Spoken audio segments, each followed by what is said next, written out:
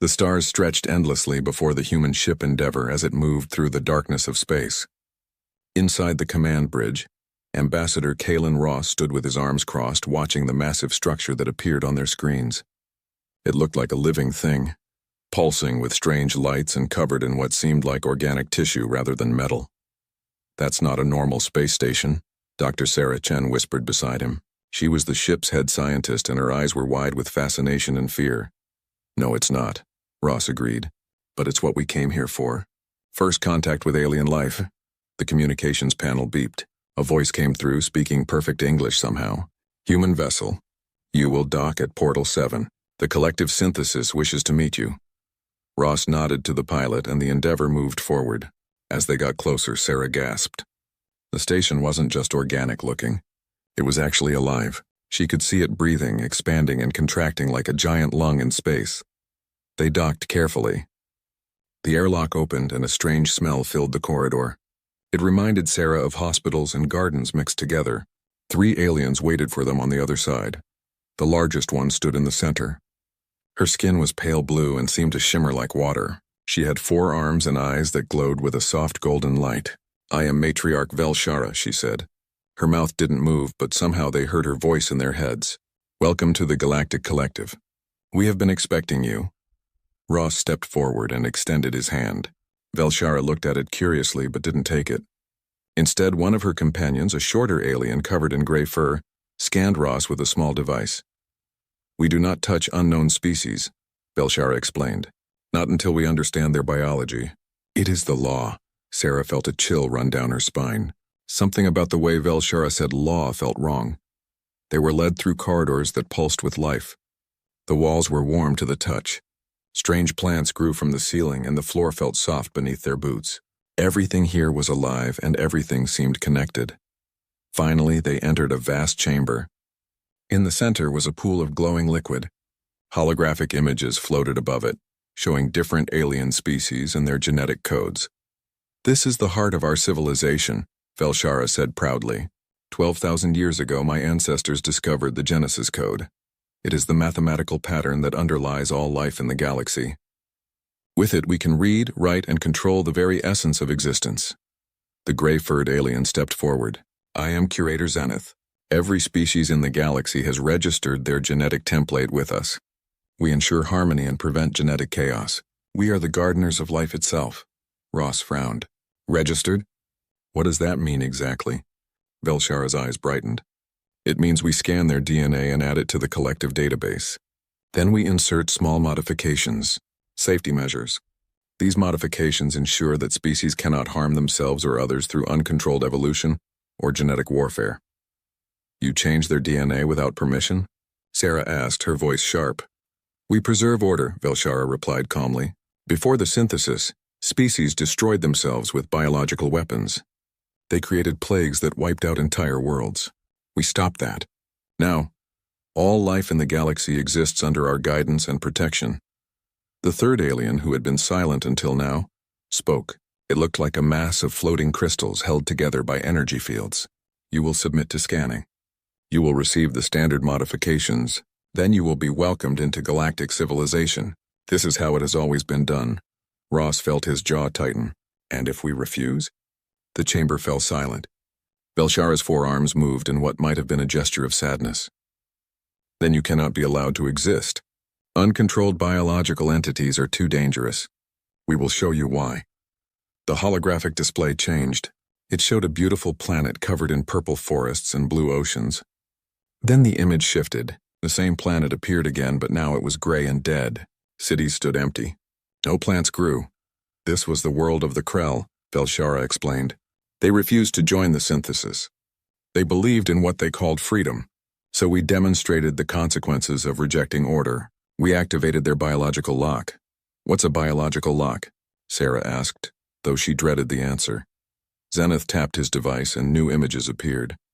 "When species join the synthesis, we insert genetic switches into their DNA. These switches are harmless unless activated. If a species rebels or threatens galactic harmony, we can trigger these switches remotely. The Krell switches caused universal sterility. Within 1 generation, they ceased to exist as a breeding population. The survivors live now as museum pieces maintained by our care. Ross felt sick. You sterilized an entire species because they wouldn't obey you?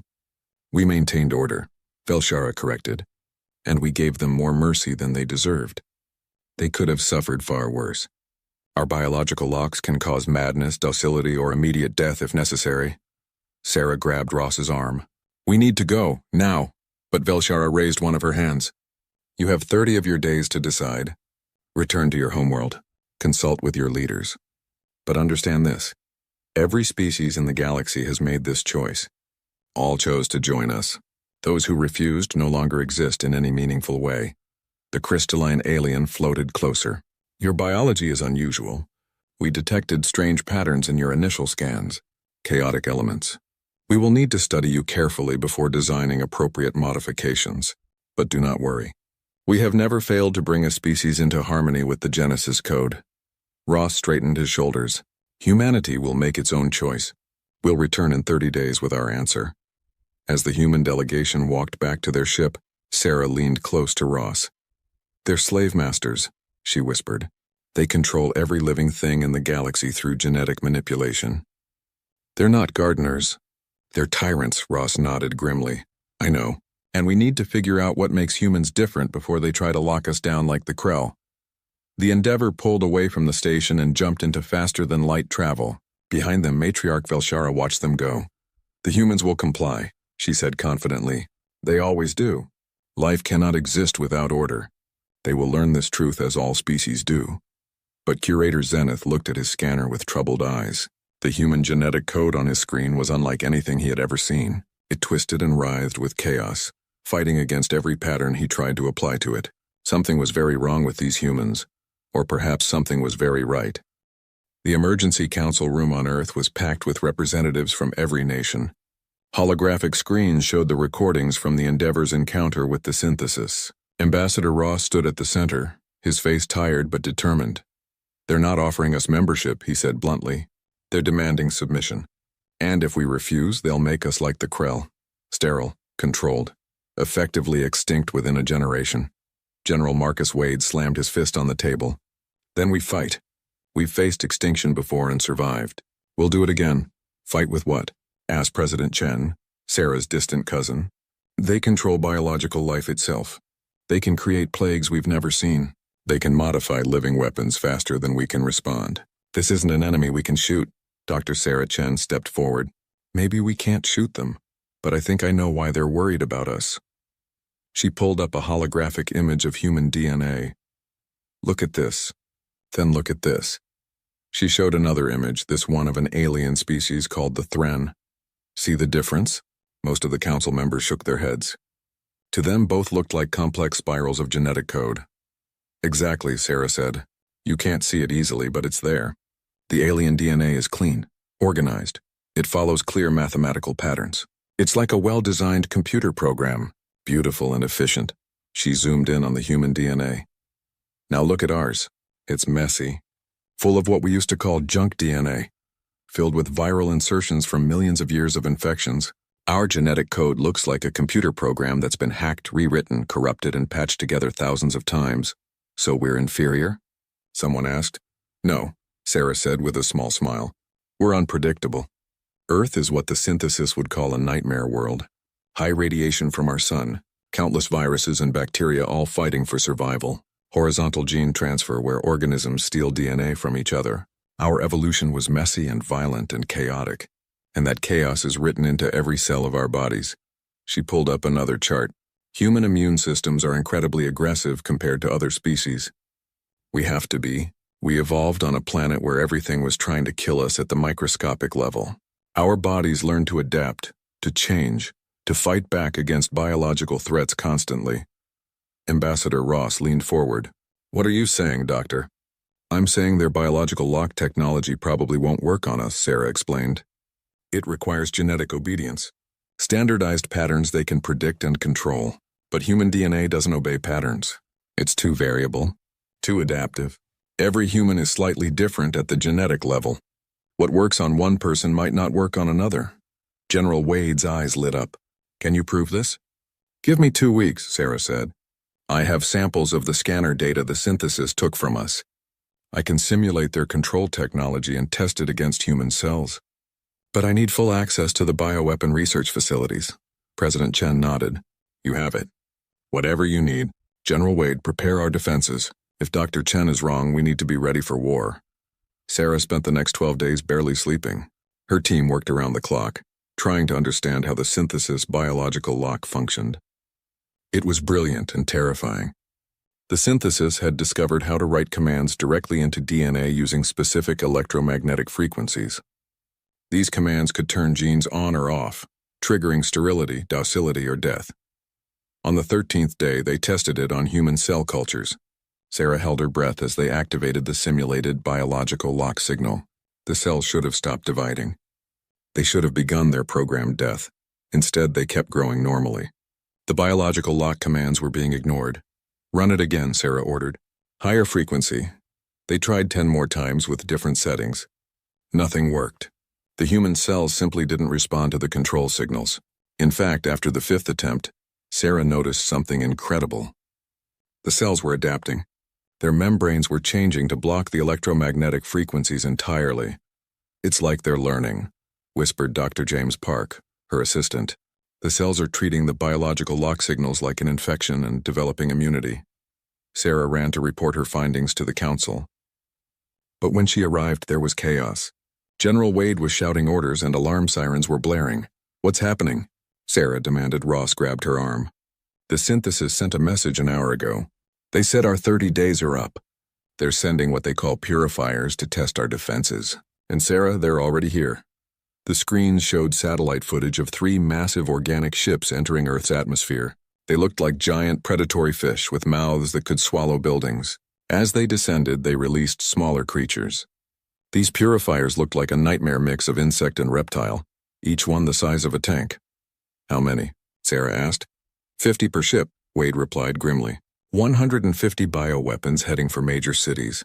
New York, Beijing, and London are the first targets. The screens showed military forces engaging the purifiers. Bullets seemed to hurt them, but they healed rapidly. When one was finally killed by sustained tank fire, it dissolved into acidic slime that ate through concrete. They're holding back, Ross said quietly. This is just a demonstration. They want to scare us into submission. Did my report reach you? Sarah asked urgently. President Chen nodded. It did. If you're right, we might survive this. But Sarah, being immune to their biological lock doesn't mean we can win a war against them. They've been doing this for 12,000 years. They have biological weapons we can't even imagine. Sarah was about to respond when a new screen activated. A face appeared, unfamiliar but somehow similar to the aliens they'd met. This one looked younger with nervous eyes. My name is Thren, the alien said in hurried English. I am a junior scientist with the synthesis. I am sending this message in secret at great personal risk. You must listen carefully. The matriarch is lying to you about your world. Everyone in the room froze. Thren continued, his words rushing out. 12,000 years ago, the synthesis attempted to seed your planet with the Genesis code. They sent a mission to bring Earth into the collective. The entire mission vanished. No survivors. No transmissions. The synthesis labeled Earth as a dead zone and never returned. They claimed the mission was lost to equipment failure. He looked directly at the camera, but I found the real records. The mission didn't fail because of equipment.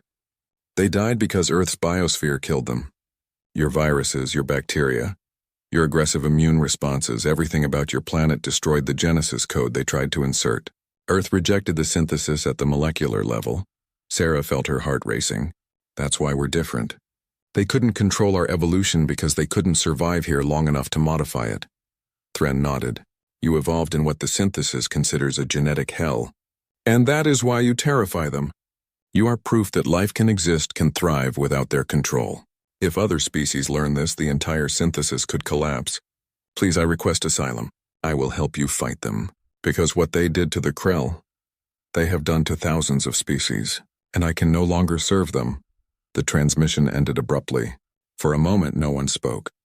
Then General Wade smiled grimly. Well, he said, I guess we have an expert witness now. And if Earth already beat them once, maybe we can do it again. Outside, the battle with the purifiers raged on. But now humanity had hope. They weren't just fighting for survival. They were fighting for something the galaxy had forgotten. Freedom. Thren's small escape pod was intercepted by a human military vessel 3 days after his transmission. When they brought him aboard, he was shaking with fear and exhaustion. Dr. Sarah Chen was the first to greet him. "You're safe now," she said gently. "Welcome to Earth." Thren looked at her with his large dark eyes. His species was tall and thin, with gray fur covering most of his body. "Safe is a relative term," he said. "The synthesis will hunt me, and they will punish you for harboring me. I have committed the greatest crime in galactic law. I have betrayed the Genesis Code." "Then we'll face that together," Sarah replied. She led him to a secure research facility deep underground. General Wade and Ambassador Ross were already waiting. "Tell us everything," Wade said. "How does the synthesis really work?" Thren settled into a chair that had been modified for his body shape. "The matriarch believes she is doing good," he began. "She truly thinks that controlling life is necessary, but the truth is more complicated." He pulled out a data device he'd smuggled with him. "May I?" Sarah connected it to their systems. Ancient files appeared on the screens written in languages that predated the synthesis. 15,000 years ago, the galaxy was very different, Thren explained. Hundreds of species existed, all with unique biology. Some were silicon-based. Others were energy beings. Life was diverse and wild and unpredictable. Then came the Great Plague Wars. Species created biological weapons and unleashed them on each other. Billions died. The screen showed images of devastated worlds. Sarah felt sick looking at them. 3 species survived better than others, Thren continued. My ancestors, the Velshara's people and the crystalline Zenth, they had developed early biocontrol technology. They used it to protect themselves. And then they made a decision. He paused, his fur rippling with what Sarah recognized as distress. They decided that the only way to prevent future wars was to control all life. They called it the Synthesis Project. They made themselves gods, Ross said quietly. Yes, Thren agreed. They created the Genesis Code by studying the common patterns in DNA across species. Then they began modifying every species they encountered. At first they claimed it was voluntary, protective modifications to prevent plague. But over generations, these modifications became control mechanisms. The biological locks were inserted into every registered species. Now, 12,000 years later, almost every living thing in the galaxy has synthesis DNA woven into it. Wade leaned forward. Almost every living thing. Except humans. Except humans, Thren confirmed. Your world was designated Target Planet 774. A synthesis expedition was sent to prepare Earth for integration. The plan was standard. Introduce Genesis code into the dominant species, insert biological locks, and guide evolution toward compliance. Sarah pulled up a map of Earth from 12,000 years ago. That would have been during the last ice age. Early humans were just developing agriculture in some regions. Thren nodded. The expedition landed in what you now call the Mediterranean region. They brought genetic modification equipment and samples of compliant DNA patterns. But something went wrong almost immediately. He brought up the recovered mission logs. Sarah read them with growing fascination and horror. Day 12. Local microorganisms are extremely aggressive. Standard sterilization failing. 3 team members showing infection symptoms. Day 18. Infection spreading despite treatment. Local viruses do not respond to Genesis code patterns. They mutate faster than we can track. Day 23. Emergency quarantine established. We cannot return to orbit. Risk of contaminating the ship is too high. Local wildlife appears hostile to our biology. Multiple team members attacked by pack hunters. Wounds are not healing properly. Day 30. Only 7 survivors. We are dying. Earth rejects the Genesis code. The biosphere here is chaos incarnate. Sending final warning. Never return to this world. It is a tomb of order and a cradle of madness. The final log entry sent chills through Sarah. The synthesis expedition had been completely destroyed by Earth's natural defenses. The viruses, the bacteria, even the environment itself had killed them. Your planet evolved differently than any other known world, Thren explained. Most life-bearing worlds have relatively stable genetics. Mutations happen slowly. Viruses are rare. But Earth experienced multiple mass extinctions. High radiation, constant environmental stress. Life here learned to evolve rapidly or die. Your DNA is a record of billions of years of biological warfare at the microscopic level. Sarah began to understand. We're not just immune to the biological lock. We're immune because Earth already tried to kill us thousands of times and failed. Our ancestors survived ice ages, plagues, predators, and every disaster nature could throw at them. We're the descendants of survivors. More than that, Thren said. Humans carry genetic material from Neanderthals, Denisovans, and other extinct human species. You interbred with them. You absorbed their DNA. That's unheard of in the galaxy. Most species cannot crossbreed at all, those that can produce sterile offspring. But humans took genetic diversity from multiple sources and became stronger for it. General Wade smiled grimly. So we're mongrels, and that's our strength. The synthesis would call you corrupted, Thren said. Genetically impure, chaotic, everything they fear. But I call you something else, free. You are the only species in the galaxy that the synthesis cannot control at the genetic level, and that terrifies them. Ross stood up and paced. So what's their next move? Those purifiers they sent were just a test. What happens when they decide we're too dangerous to leave alone? Thren's fur darkened, a sign of deep worry. They will try to contain you first. Quarantine your solar system. Prevent you from spreading to other worlds. But if that fails, if you show any ability to resist them effectively, they will use the Omega strain. What's the Omega strain? Sarah asked. The ultimate biological weapon, Thren whispered. A plague designed to rewrite cellular function itself. It has destroyed 17 species who refuse to join the synthesis. It has never failed. The Omega strain does not just kill, it transforms living tissue into basic organic matter. Within hours, complex life reverts to primordial soup. Entire planets have been sterilized with it. The room fell silent. Then Wade spoke, his voice hard as steel. Can we fight it? Thren looked at him sadly. No species has ever survived the Omega strain. It adapts faster than any immune system can respond. It was designed by combining the deadliest genetic elements from 1,000 extinct species. The synthesis considers it the ultimate expression of their control over life. Sarah felt fear grip her heart. But then she remembered the mission logs. Earth had killed a synthesis expedition through sheer biological chaos. The planet itself had been too wild, too unpredictable for their ordered minds to handle. Maybe that's the answer, she said slowly. We can't beat them at their own game. They've been playing it for 12,000 years, but we don't have to play by their rules. Earth survived by being chaotic, unpredictable, and aggressive. Maybe that's how humanity survives too. Ross turned to her. What are you suggesting? I'm suggesting we do what Earth did to them 12,000 years ago, Sarah said. We reject their order. We introduce chaos into their perfect system. We weaponize the very thing that makes us different. Wade grinned. You want to give them a taste of Earth's biology. More than a taste, Sarah replied. I want to show them why you don't pick a fight with a planet that spent 4 billion years perfecting the art of biological warfare. We're going to propose a trial. If we can survive their Omega strain, they have to recognize our independence. And if we survive, we'll have proven that their control isn't absolute. Thren looked at her in shock. You would voluntarily face the Omega strain? That is suicide. Maybe, Sarah admitted.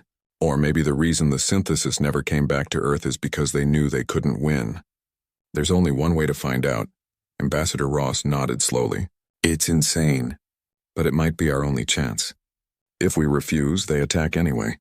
At least this way, we control the terms of engagement.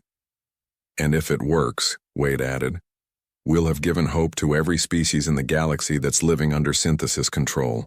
We'll prove that freedom is possible. Thren looked at the three humans and felt something he had not felt in years. It was fragile and frightening and beautiful all at once. It was hope.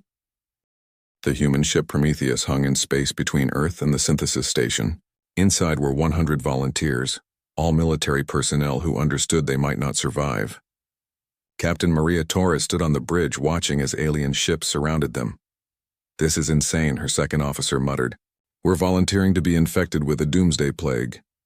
We're volunteering to prove a point, Torres corrected him. That humanity can't be controlled. Not by them, not by anyone. On Earth, billions watched the live feed. In the council chambers, Ambassador Ross stood before the holographic image of Matriarch Velshara. Dr. Sarah Chen and Thren flanked him on either side. You propose a trial by biology, Velshara said, her forearms moving in what might have been amusement. This is unprecedented, foolish. The Omega strain has never failed. Then you have nothing to fear, Ross replied calmly. If we survive, you recognize humanity's right to exist as an independent species, free from synthesis modification. If we don't survive, you've proven your point and eliminated a problem. Either way, this ends without a prolonged war. Curator Zenith, the gray-furred alien, appeared beside Velshara. The humans are stalling. They hope to develop a defense during this time. Let them try, Velshara said. No amount of preparation can save them from the Omega strain. I accept your trial, Ambassador Ross, but know this. I take no pleasure in what will happen to your people. This is mercy. A quick end is kinder than the alternatives. Thren stepped forward. Matriarch, I beg you to reconsider. The humans are different. Their biology. Silence, traitor? The crystalline Zenth alien interrupted. You have no voice here. You abandon the synthesis. Your opinion is worthless, Velshara raised a hand. The trial will proceed. We will release the Omega strain into the human vessel. The galaxy will watch. Let this be a lesson to all species about the consequences of rejecting order. The transmission ended. Sarah turned to Ross. Are you sure about this? No, Ross admitted. But it's too late to back out now. Torres and her crew knew the risks. Now we trust in 4 billion years of Earth evolution. On the Prometheus, Captain Torres gathered her crew. Listen up, she said. In 1 hour, they're going to pump a bioweapon into our ship that has destroyed 17 species. The eggheads tell us our immune systems might be able to handle it because we evolved in a nastier environment than anyone else in the galaxy. Might. That's the best they can give us. A young pilot raised her hand. Captain, what are our odds? Torres smiled grimly. Honestly, I have no idea. But I know this. Humans have survived everything Earth threw at us for millions of years. Ice ages, plagues, predators, disasters, we're still here. So maybe, just maybe, we're tougher than this synthesis thinks. And even if we're not, we'll go down proving that Earth doesn't bow to anyone. The crew erupted in cheers. Torres felt pride swell in her chest. These people knew they might die, and they faced it with courage. The hour passed too quickly. A synthesis bioship approached the Prometheus. Something that looked like a tendril extended from it and attached to the human ship's hull. Torres felt the ship shudder. Containment breach in Cargo Bay 3, her officer reported. The Omega strain is inside. Torres activated the ship-wide comm. All hands, the plague has been released. Seal your sections, follow decontamination protocols, and may whatever gods you believe in watch over us. At first, nothing happened. The crew waited tensely. Then, 30 minutes after release, the first crew member collapsed. Ensign Park stumbled and fell to the floor, convulsing. His skin began to change color, shifting from healthy brown to a sickly gray. Medical team to Deck 4, Torres ordered. But even as she spoke, more crew members began falling. The disease spread through the ship like wildfire. On Earth, the screens showed vital signs from all 100 crew members. Dr. Chen watched with a mixture of horror and fascination as, one by one, the indicators turned yellow for critical condition. Heart rate spiked. Body temperature soared. The Omega strain was doing exactly what it was designed to do, overwhelming biological systems faster than they could respond. It's not working, someone whispered. They're all going to die. Sarah refused to look away. Wait, she said. Just wait. On the Prometheus, Captain Torres felt the fever hit her like a hammer. Her head pounded. Her vision blurred. She collapsed into her command chair, struggling to breathe. Around her, the bridge crew was in similar condition. Some were unconscious. Others writhed in pain. This is it, she thought. This is how we die. But then something changed. The pain in her chest began to ease slightly. Her breathing became less labored. She forced her eyes open and looked at her hands. The gray discoloration was fading, replaced by her normal skin tone. Captain? Her medical officer's voice came through the comm, weak but alive. Something's happening. The infection is stopping. Our immune systems are adapting. I don't understand how, but we're fighting it off. On Earth, Sarah leaned closer to the screens. The vital signs had stopped declining. Some were even improving. Look, she said, pointing. Their white blood cell counts are skyrocketing. Their bodies recognized the Omega strain as a threat and mobilized every defense they have. Thren stared at the data in disbelief. This is impossible. The Omega strain adapts faster than any immune system. It should be mutating to overcome their defenses. It probably is mutating, Sarah said excitedly. But human immune systems are designed to fight rapidly mutating viruses. We've been doing it for millions of years. The common cold mutates constantly and we still fight it off. The Omega strain is deadly, yes, but it's following predictable patterns. Patterns our bodies know how to counter. 12 hours after infection, the crisis began to pass. Crew members who had been unconscious started waking up. Those who had been critically ill were stabilizing. The medical bay was overwhelmed, but everyone was alive. 24 hours after infection, Captain Torres stood on her bridge again, weak but recovering. "Status report," she ordered. "All crew members accounted for," her officer replied. 47 are still in medical care, but all are expected to make full recovery. "Captain, we survived. We actually survived." Torres allowed herself a smile. "Send a message to Earth. Tell them humanity just passed the test." Across the galaxy, 1 billion screens showed the same image. The Prometheus, still intact, with all crew members alive. Species that had lived under synthesis control for thousands of years watched in stunned silence. On the synthesis station, Matriarch Velshara stared at the impossible data. "How?" she whispered. "The Omega strain has never failed. Never." Curator Zenith was frantically scanning the human crew remotely. "Matriarch, this is worse than we thought. The humans aren't just surviving. They're developing immunity. Their bodies have learned to recognize and destroy the Omega strain. If they can share this immunity with other species, then the Omega strain is compromised," Velshara finished. Her voice was hollow. "Our ultimate weapon is useless against them. And worse, they have proven that synthesis control can be resisted." The crystalline Zenith spoke, its voice like breaking glass. "This cannot stand. The humans are not just a threat. They are an existential danger to everything we have built. If other species learn that they can resist us, our entire civilization will collapse. We must destroy humanity completely now, before they spread." Velshara's eyes dimmed. For 12,000 years, the synthesis had maintained order through fear and control. They had never encountered a species that could truly challenge them. Until now. "Activate the fleet," she said quietly. "We will sterilize Earth and every human colony. This is no longer about bringing them into the synthesis. This is about survival. Humanity must be erased from existence." On Earth, the celebration of the Prometheus crew's survival was interrupted by alarms. General Wade's face appeared on every screen. "They're coming," he said grimly. "Every synthesis warship in this sector is heading toward Earth. This is it, people. The real war begins now." Ambassador Ross stood and looked at the screen showing the approaching fleet. Hundreds of bioships, each one capable of destroying cities. But he did not feel fear. He felt determination. "Then we show them," he said. "What happens when you threaten a species that refused to die for 4 billion years? We show them what Earth really means. And we make sure every species in this galaxy sees it." Sarah nodded. "It's time to weaponize chaos." The battle for humanity's future was about to begin. The synthesis fleet arrived at the edge of Earth's solar system like a swarm of locusts. 300 bioships, each one a living weapon grown in genetic vats. They pulsed with hostile intent, their organic hulls rippling with anticipation. On Earth, General Wade stood in the command center, watching the enemy approach. "Estimated time until they reach Earth?" 14 hours, sir," an officer replied. "Then we have 14 hours to make this work," Wade said. He turned to Dr. Sarah Chen. "Doctor, are your packages ready?" Sarah nodded, though her face was pale with worry. "Ready as they'll ever be. General, you understand what we're about to do. We're not just fighting a war. We're potentially changing the galactic ecosystem forever." "I understand," Wade replied.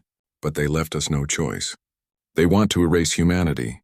So we show them why Earth has always been the most dangerous planet in the galaxy." The plan was desperate and brilliant. Over the past week, while the Prometheus crew recovered, Sarah and her team had been working on something unprecedented. They called it Operation Pandora. Using samples from the Omega strain and combining them with Earth's most aggressive microorganisms, they had created a counter-weapon. Not a plague designed to kill, but a genetic virus designed to disrupt. It would target the Genesis code patterns that the synthesis used to control their biotechnology. It wouldn't destroy their ships or kill their crews. It would simply introduce chaos into their perfect order. "Will it work?" Ambassador Ross asked as he joined them in the command center. "Honestly," Sarah said, "I have no idea. We're essentially trying to give their bioships the equivalent of a computer virus mixed with a flu. It should make their systems malfunction. But these are living ships. They might adapt. They might overcome it. or it might spread through their entire fleet and cripple them. Thren had been unusually quiet, standing at the back of the room. Now he spoke up. If this works, it will spread beyond just their fleet. The synthesis network is biologically connected. Every registered species has Genesis code in their DNA. Your weapon could reach them all. Would that be so bad? Wade asked. From what you've told us, every species in the galaxy is living under genetic tyranny. Maybe it's time someone freed them. Or maybe it will kill them, Thren said softly. The Genesis code is woven into their cells. Disrupting it could cause massive die-offs. You could save the galaxy from the synthesis and accidentally commit genocide at the same time. Sarah felt sick. She hadn't fully considered that possibility. We could dial it back. Make it less aggressive. No time, Wade said as alarms blared. They're launching their first attack. Biomissiles incoming. The screens showed hundreds of organic projectiles launched from the synthesis fleet. These weren't explosives. They were seed pods, each one containing billions of engineered pathogens designed to infect Earth's biosphere and render it lifeless. Launch countermeasures, Wade ordered, and deploy Operation Pandora. Human ships intercepted many of the biomissiles, destroying them before they could reach Earth. But some got through. They crashed into oceans, forests, and deserts, releasing their deadly cargo. At the same time, human ships launched their own payload. Thousands of small capsules containing Sarah's engineered chaos virus shot toward the synthesis fleet. Direct hits on 47 enemy vessels, an officer reported. Virus deployment successful. Now came the waiting. Sarah watched her screens, monitoring the telemetry from the infected synthesis ships. At first nothing happened. Then 5 minutes after infection, the first ship began to show signs of distress. Its organic hull started twitching irregularly. The bioluminescent patterns that covered its surface flickered and went dark. The ship slowed, its biological thrusters firing erratically. It's working, Sarah whispered. The virus is disrupting their control systems. More ships began to malfunction. Some collided with each other. Others fired their weapons randomly. The perfect coordination of the synthesis fleet dissolved into confusion. But on Earth, the situation was equally chaotic. The synthesis pathogens that had reached the surface were spreading. In the Amazon rainforest, trees began to wither. In the Pacific Ocean, fish were dying by the millions. The alien plagues were attacking Earth's biosphere. We're losing entire ecosystems, an environmental officer reported. The synthesis weapons are too powerful. At this rate, Earth will be uninhabitable within weeks. But then something unexpected happened. In the Amazon, where the alien plague had spread the furthest, the trees stopped dying. The withering reversed. Sarah pulled up the data, confused. What's happening? Ross asked. Earth is fighting back, Sarah said in wonder. Look at this. The native bacteria in the soil are attacking the alien pathogens, and they're winning. It's like the soil itself is an immune system. Thren moved closer to look at the data. This is what happened to the synthesis expedition 12,000 years ago, he said. Earth's biosphere is so competitive, so aggressive, that it treats any foreign biology as an invasive species. Your planet is defending itself. Around the world, the same pattern repeated. In the oceans, native microorganisms swarmed the alien pathogens. In forests, fungal networks mobilized to attack the invaders. Earth had spent 4 billion years perfecting the art of biological warfare. The synthesis plagues, for all their sophistication, were no match for a planet that had survived countless extinction events. Meanwhile, in space, the chaos virus was spreading through the synthesis fleet faster than expected. It jumped from ship to ship through their biological communication network. Within 2 hours, over half the fleet was compromised. On the synthesis flagship, Matriarch Velshara watched her perfect fleet fall apart. How is this possible? She demanded. Our ships are immune to biological attack. We designed them that way. The human weapon doesn't attack the ships directly, Curator Zenith explained, his fur bristling with stress. It attacks the Genesis code patterns. It's introducing random mutations, scrambling the control sequences. Our ship's biological systems are receiving contradictory instructions. They don't know how to respond. The crystalline Zenith floated forward. Then we must retreat, regroup, develop a countermeasure. No, Velshara said firmly. If we retreat now, every species in the galaxy will know that we can be beaten. We must destroy Earth even if it costs us the entire fleet. Send in the second wave. All remaining ships full assault. Back on Earth, General Wade received the report. They're not backing down. Every functional ship is heading straight for us. Sarah made a decision. General, I need to modify the chaos virus. Make it more aggressive. If we're going to do this, we need to commit fully. What are you proposing? I'm proposing we don't just disrupt their fleet, Sarah said. I'm proposing we break their entire network. We send the virus through their biological communication channels. We hit every synthesis installation, every registered species, everything connected to the Genesis code. We introduce so much genetic chaos that they can never reassert control. Ross grabbed her arm. Sarah, that could kill billions. You said yourself many species are dependent on the Genesis code now. I know, Sarah said, tears in her eyes. But if we don't do this, humanity dies. And the synthesis continues enslaving species for another 12,000 years. At least this way, we give everyone a chance at freedom. Even if it's painful. Even if it's dangerous.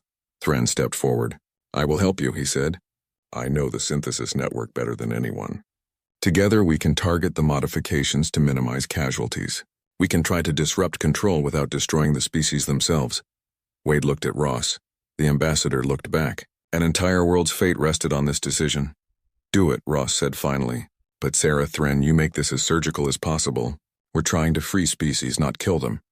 Sarah and Thren worked frantically, modifying the chaos virus. They created a version that would specifically target the biological lock sequences, while leaving basic cellular function intact. It was delicate work done under impossible pressure. Ready? Sarah said after an hour. But General, once we release this, there's no taking it back. This will change the galaxy forever. Wade nodded grimly. Launch it, and pray we're on the right side of history. The modified chaos virus deployed from every human ship simultaneously. It shot through space toward the synthesis fleet, toward their homeworlds, toward every corner of the galaxy where the Genesis code had taken root. As it spread, Sarah received a priority transmission. It was from the Krell homeworld, the planet that had been sterilized by the synthesis decades ago. A face appeared on the screen. One of the surviving Krell, kept alive but sterile as a museum piece. We felt it, the Krell said, wonder in their voice. Something changed. The lock in our genes. It's breaking. We can feel our bodies waking up. What did you do? Sarah smiled through her tears. We gave you back your freedom. What you do with it is up to you. Across the galaxy, on 1,000 worlds, species felt the change. The biological locks that had kept them docile, controlled, and obedient for generations began to fail. And for the first time in 12,000 years, they remembered what it meant to be free. But the battle for Earth was not over. The synthesis fleet, damaged but still dangerous, continued its assault.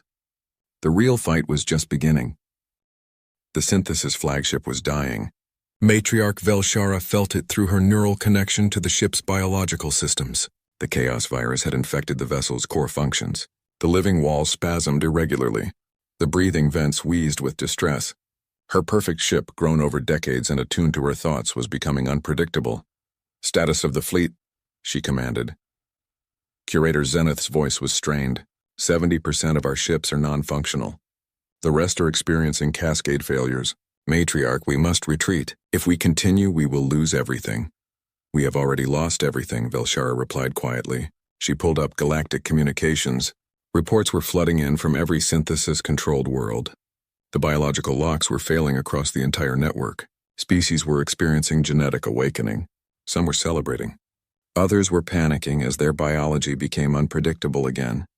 The perfect order she had maintained for her entire life was crumbling. Matriarch, the crystalline Zenth said, we can still destroy Earth. Our remaining ships can crash into the planet. We may not survive, but neither will humanity. We can eliminate the source of this chaos. Velshara looked at the image of Earth on her screens, that small blue world so vibrant with uncontrolled life. She had thought it a threat, a cancer that needed to be removed. But now she wondered if perhaps the cancer had been her own civilization all along. No, she said finally, no more death. I will speak with the humans. On Earth, Ambassador Ross received the incoming transmission with surprise. Matriarch Velshara wishes to negotiate? After everything? Patch her through, General Wade ordered. But keep our weapons hot. This could be a trick. Velshara's image appeared, and Ross was shocked by what he saw. The matriarch looked diminished somehow. Her forearms hung limply. Her eyes had lost their glow. Ambassador Ross, she said, I am contacting you to offer surrender. Silence filled the command center. No one had expected this. The synthesis fleet will withdraw from your solar system, Velshara continued. We will not attack Earth again. In return, I ask only for safe passage for my surviving crew members. Why? Ross asked. Why give up now? You still have ships. You could do tremendous damage. Because I have just received reports from across the galaxy, Velshara replied. Do you know what is happening out there because of what you unleashed? Species are dying, without the Genesis code stabilizing their genetics. Some are experiencing cellular collapse. Others are suffering genetic diseases that we had cured centuries ago. Your chaos virus is killing billions. Sarah felt her heart sink. This was her worst fear realized, but Velshara continued. And yet other species are thriving. They are rediscovering genetic diversity we had suppressed. They are adapting, evolving, changing in ways we never allowed. The Krell, who we sterilized, are fertile again. They are having children for the first time in a generation. They are weeping with joy. The matriarch's voice broke slightly. I spent my entire life believing that control was necessary. That without the synthesis guiding evolution, species would destroy themselves. But I was wrong. Your species proved that. You survived on a death world without our guidance. You evolved through chaos and became stronger for it. She looked directly at Ross. I am a tyrant, Ambassador. I claimed to be a gardener, but I was a jailer. And now my jail is broken. I cannot repair it. Perhaps I should not repair it.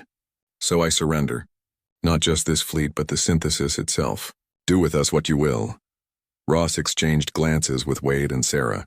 This was unprecedented. We don't want revenge, Matriarch, Ross said carefully. We wanted freedom. For ourselves and for others. If you're willing to step back to let species control their own destiny, then there doesn't need to be more bloodshed. Thren stepped forward into view of the camera. Matriarch Velshara, this is Thren. I request permission to speak. Velshara's eyes widened slightly. The traitor, speak. You are not evil, Thren said gently. You believed you were doing good. But the road to tyranny is paved with good intentions. Now you have a chance to do actual good. Help us. Help the species who are struggling with the transition. Your knowledge of genetics could save those who are dying, not to control them, but to heal them. Velshara was quiet for a long moment. You would trust me to help after everything? Trust must start somewhere, Sarah interjected. And frankly, we need your expertise. I'm a good scientist, but you have 12,000 years of genetic knowledge. Together, we might be able to minimize the casualties from what we've done. Over the next 3 months, an unprecedented cooperation began. The synthesis fleet withdrew, but Matriarch Velshara and a team of her scientists came to Earth as guests, not prisoners. They worked alongside human researchers to create medical treatments for species suffering from the sudden loss of Genesis code stabilization. It wasn't perfect. Some species did suffer. The transition from genetic control to genetic freedom was painful for many. But gradually, stability returned. Species learned to manage their own biology again, guided by synthesis knowledge but not synthesis control. The galactic political landscape transformed. The collective synthesis dissolved. In its place, dozens of independent civilizations emerged, forming alliances based on mutual benefit rather than biological control. Captain Torres and the crew of the Prometheus became heroes across the galaxy. They were the ones who had proven that the synthesis could be resisted. Their survival had sparked a revolution. 6 months after the battle, a conference was held on Earth. Representatives from 200 species gathered in what they called the Assembly of Free Worlds. Ambassador Ross stood before them. We didn't set out to destroy your civilization, he said. We just refused to let ours be destroyed. But what happened here has given all of us an opportunity.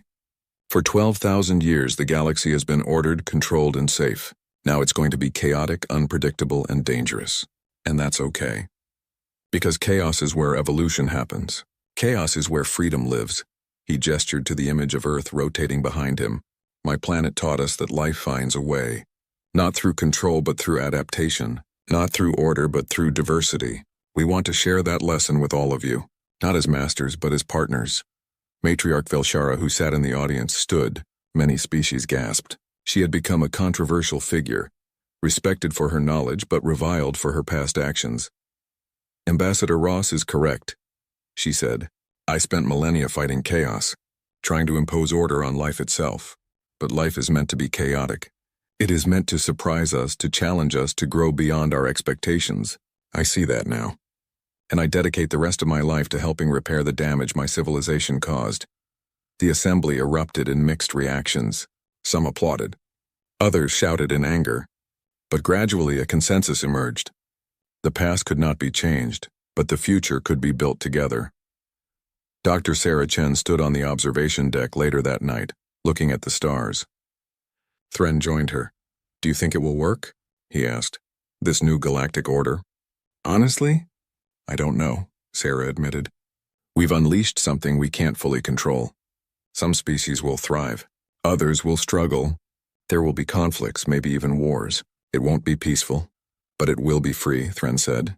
"Yes," Sarah agreed. "It will be free." General Wade found Ambassador Ross in his quarters, staring at reports. "Still working?" "Always," Ross replied with a tired smile. "Did you know that 3 species have already asked for samples of Earth bacteria? They want to introduce genetic diversity into their populations." Wade laughed. "Earth is becoming the galaxy's source of biological chaos. Our ancestors would be proud. We survived by being too stubborn to die, and now we're teaching the galaxy how to do the same." "There's something poetic about that," Ross said. "Humanity, the species that evolved in hell, teaching others how to survive without masters." Years passed. Earth became a center of biological research and genetic freedom. The chaos virus that had broken the synthesis network was studied, refined, and eventually replaced with gentler methods of removing genetic control. Species across the galaxy slowly reclaimed their original biology, sometimes with help from human and former synthesis scientists. The Krell rebuilt their civilization, their population growing again after decades of enforced sterility. They erected a monument to the Prometheus and its crew, calling it the Memorial to the Unbroken. Matriarch Velshara lived long enough to see her former empire transform into something better. She died peacefully on Earth with both Dr. Chen and Thren at her bedside. Her last words were simple. "Thank you for teaching me what I should have always known. That life cannot be controlled. It can only be celebrated. Humanity's place in the galaxy was secure, not as conquerors, not as saviors, but as equals. They had shown the universe that freedom was possible, even after 12,000 years of tyranny. And in doing so, they had fulfilled the promise their world had made billions of years ago. Life finds a way, always." Ambassador Ross stood before the assembly of free worlds one final time before his retirement. He was old now, his hair white, his body tired, but his voice was strong.